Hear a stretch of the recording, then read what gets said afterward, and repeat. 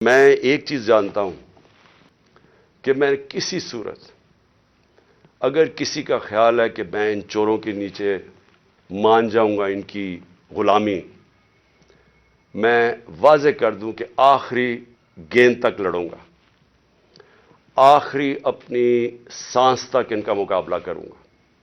کوئی مجھے نہ جیل اور نہ یہ جو ڈراتے رہتے کوئی فکر نہیں ہے۔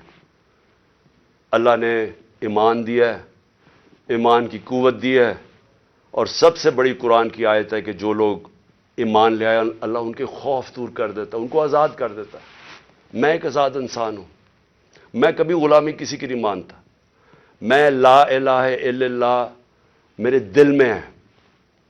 میں نے اللہ کے سامنے دعویٰ کیا ہوا کہ اللہ تیرے سوا کوئی خدا نہیں ہے، کوئی خوف کے بت کی میں پوجا کرتا نہیں، اور نہ آپ کو کرنی چاہیے۔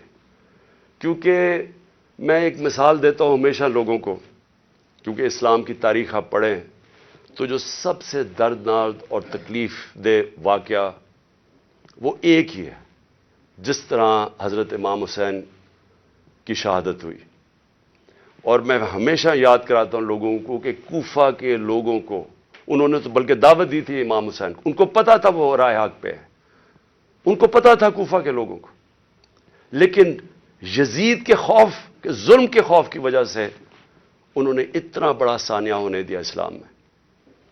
آپ بھی یہ خوف کا بت توڑ دیں، میری طرح آزاد ہو جائیں اور کسی صورت ان کو نہ قبول کریں۔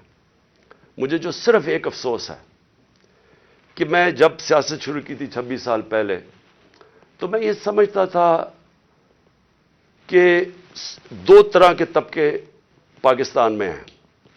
ایک وہ طبقہ ہے چھوٹا سا جو اس ملک کا پیسہ چوری کر کے باہر لے جاتا ہے، ان کے پاس اربوں ڈالر باہر پڑے ہیں، بڑے بڑے پراپرٹیز، مے فیئر سب سے مہنگے علاقے میں لنڈن میں پراپرٹی ہے، بیٹا ون ہائیڈ پارک وہ سب سے مہنگا علاقہ ہے، آف شور اکاؤنٹس میں ان کے پیسے پڑے ہوئے ہیں۔ تو میں ان کو تو پاکستان نیچے جاتا ہے، ان کو کیا ہوگا؟ جب مشکل پڑتی ہے جہاز پکڑ کے باہر چلے جاتے ہیں۔ تو ایک ایسا طبقہ چھوٹا سا بیٹھا ہوا ہے، ہر وقت پیسہ اس ملک سے چوری کر کے باہر لے جاتا ہے۔ ٹیکس بزنس مین ہے، ٹیکس چوری کیا وہ باہر، ریل اسٹیٹ کے اندر بیٹھے ہوئے لوگ جیسی پیسہ بنتا ہے حوالے ہنڈی سے پیسہ باہر۔ تو ان کو کوئی تکلیف نہیں ہے کہ پاکستان نیچے جاتا یا نہیں، ان کو تکلیف نہیں ہے کہ ہم غلامی کریں، کبھی کسی کی غلامی جو آج تک کرتے آئے ہیں، ان کو فکر نہیں ہے، کیونکہ ان کا سٹیٹ پاکستان میں نہیں ہے۔ اور اس لیے میں ان کے خلاف نکلا تھا آج سے 26 سال پہلے، اور اس لیے جب تک میرے میں سانس ہے میں ان کا مقابلہ کروں گا۔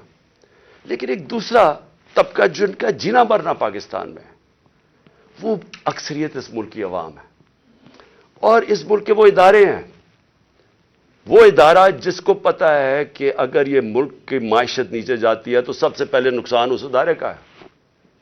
آج سری لنکا کے اندر آئی ایم ایف نے حکم دیا سری لنکا کو کہ اپنی جو سری لنکا کی فوج ہے اس کا آدھا کرو۔ مصر کے اندر آئی ایم ایف نے حکم دیا ہے کہ اپنی فوج کی فضول خرچیاں کم کرو۔ تو کیا وہ جب ہم جو یہ امپورٹڈ حکومت ہمیں اپنے گھٹنوں پہ لے آئی ہے، اپریل میں پاکستان کدھر کھڑا تھا، صرف اکنامک سروے آف پاکستان آپ دیکھ لیں، اور آج کدھر ہے؟ تو کیا وہ جو اب ہمارے سے قیمت ادا کریں گے، کیا ہماری طرح کے جو سمجھتے ہیں کہ ہم ایک آزاد ملک میں رہنا چاہتے ہیں، کیا ہماری آزادی خطرے میں ہوگی یا نہیں؟ تو میں یہ ہمیشہ سمجھتا تھا کہ یہ ادارے کبھی بھی ان لوگوں کے ساتھ نہیں ہوں گے جو یہ ملک کا پیسہ چوری کر کے باہر لے کے جاتے ہیں۔ اور مجھے بڑا افسوس سے کہنا پڑتا ہے کہ ہماری حکومت ہٹا کے ان لوگوں کو بیک کیا گیا جو اس ملک کو 30 سال سے لوٹ رہے تھے۔ چھوڑیں کہ میں کیا کہتا ہوں، صرف انٹرنیشنل میڈیا ان کے متعلق کیا کہتا ہے۔ آج تو ٹیلی فون ہے، اپنا گوگل کر لیں کہ ان دونوں بڑے خاندانوں کے اوپر انٹرنیشنل میڈیا کیا کہتا ہے۔ ان کے خلاف ہماری اسٹیبلشمنٹ نے، ہماری ایجنسیز نے کیا کیا چیزیں نکالی ہوئی ہیں ان کی چوری کے اوپر۔ تو مجھے حیرت یہ ہوئی کہ رجیم چینج کے بعد ان کے ساتھ کیسے کھڑے ہو گئے، وہ ادارہ جس کا سب سے زیادہ سٹیک ہے کہ پاکستان ایک طاقتور ملک بنے، کہ اگر ایک ملک کی معیشت نیچے جاتی ہے تو ہمیں سوویت یونین کی مثال ہے کہ وہ ملک ٹوٹ گیا، تکڑی ترین فوج تھی لیکن ملک ٹوٹ گیا کیونکہ معیشت نیچے چلی گئی۔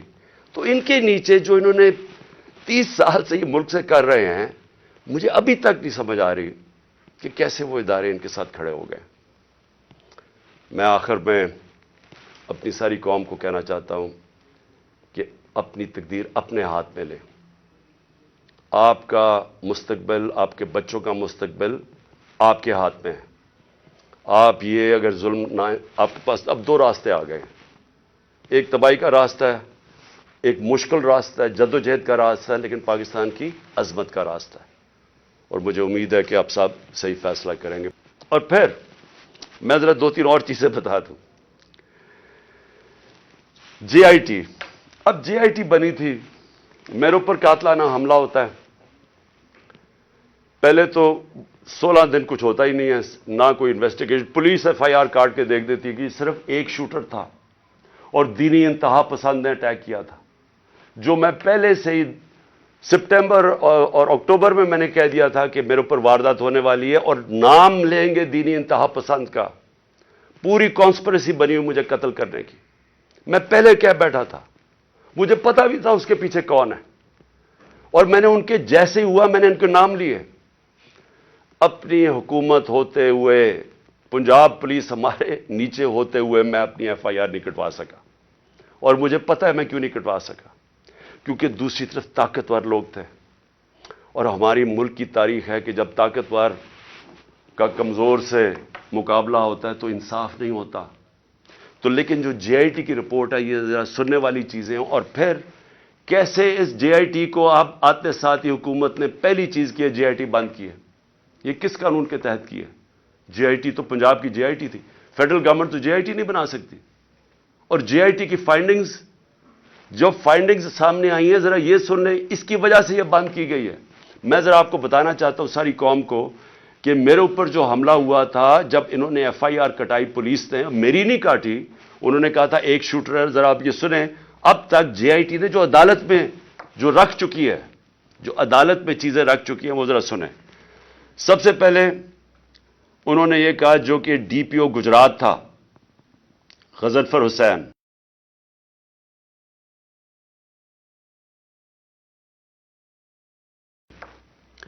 ان دونوں نے آڈیو یعنی ٹیپس کی، اس کی وہ جو شوٹر تھا اس لڑکے کی انہوں نے ٹیپس بنائی، اور جب اس کی ٹیپس بنائی تو جب جے آئی ٹی نے مانگا ان سے ان کا موبائل فون، اور جب جے آئی ٹی نے ان کو بلایا ان دونوں کو، انہوں نے صاف انکار کر دیا کہ ہم جے آئی ٹی میں نہیں آتے۔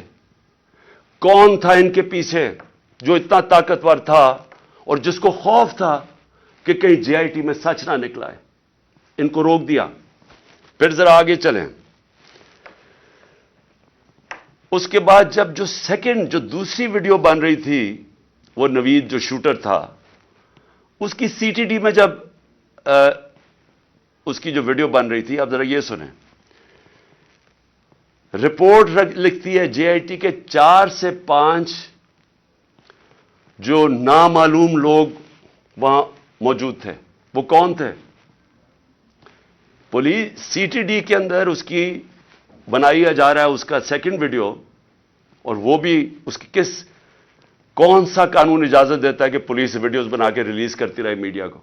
لیکن وہاں جو سب سے زیادہ چیز ہے 4 اور 5، وہ جے آئی ٹی کہتی ہے نامعلوم لوگ وہاں بیٹھے ہوئے تھے۔ یہ کون تھے؟ پھر